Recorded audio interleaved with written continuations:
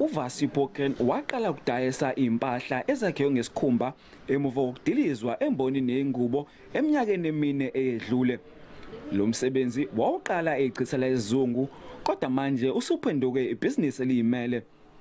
uPoken uthi ikhumba uyithenga kubakhiqizi bakuleli eKapa naseThekwini. Ikhwama kanye namabhande izandla zakhe kuheha inhlobonhlobo zabathengi.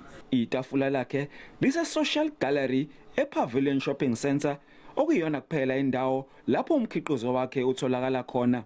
There's lots of challenges because when I do go like to a store to like promote my items, then there's always a thing where there's you have to go to head office, and because I'm small I make my products at home.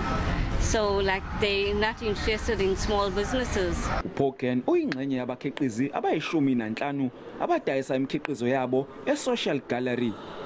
Le ndawo yavulelwa osomabhizinisi abasafufuza abaphathi be-shopping center ngale kokubheka inzuzo ngomandulo onyakenye. Abathengi abeza lapha bagcina bedidekile ukuthi bathatheni bayekeni. Kugcwele inhlobonhlobo zemikhiqizo kusukela empahleni yasendlini kuze kufike emacikweni ezandla konke phansi kophahla olulodwa.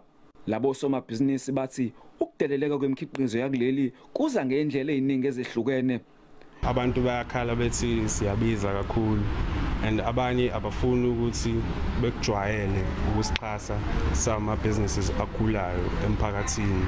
I-competition iphezulu kakhulu because zona zifika nyani zimali engaphansi kuneyethu because benza i-mass production, so kuba betere kubo zibe cheaper. Osomabhizinisi bathi banethemba ukuthi lo mkhankaso onxenxa abathengi bathenge imikhiqizo yakuleli uzowafukula amabhizinisi abo. Bongani Gema, Indaba yenze SABC eThekwini.